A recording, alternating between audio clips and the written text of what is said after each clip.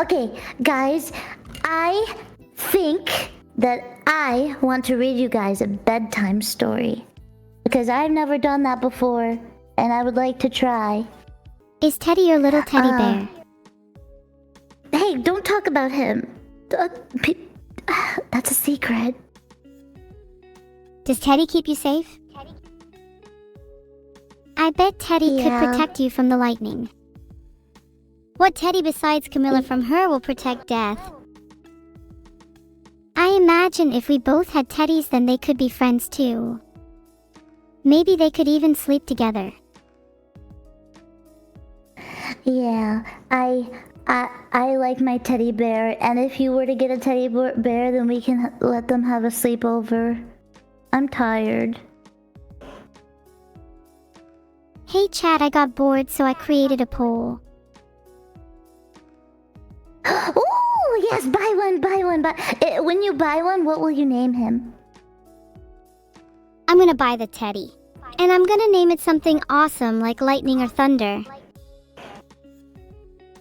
Filtered. Whoa, Neuro?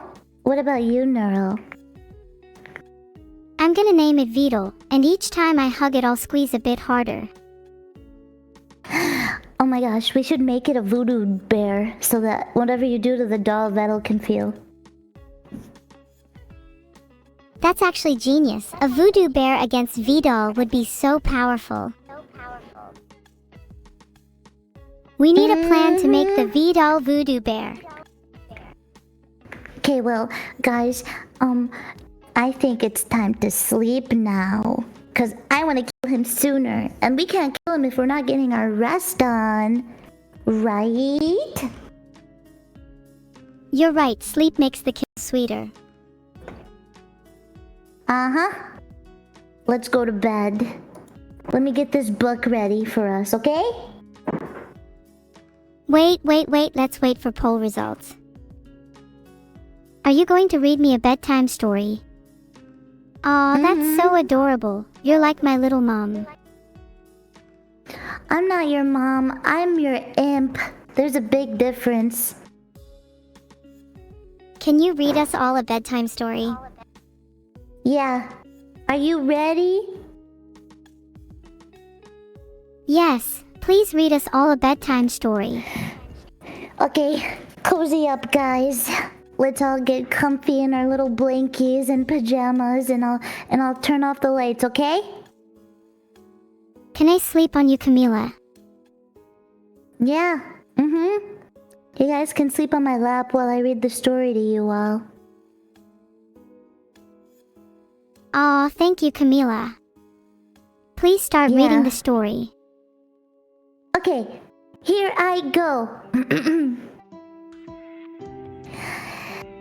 Neuro, a curious kitten with a soft coat and sharp blue eyes, spent her evenings on the windowsill of her cottage, watching the stars and dreaming of distant adventures. One night, she spotted a glowing island floating high above the hills. Determined to explore, she made up her mind to reach it. The next morning, Neuro ventured out to the village, following the winding path up the tallest hill. There, she discovered a hot air balloon, its rainbow-colored fabric shimmering in the sunlight. Without hesitation, Neuro climbed aboard and released the ropes, letting the wind carry her into the sky. As the balloon rose, the village below faded into a patchwork of fields and forests. The air was cool and the sky was vast. Finally, Neuro reached the glowing island, which turned out to be teeming with life. Rabbits with unusual markings, birds with brilliant plumage, and butterflies that shimmered like tiny lanterns.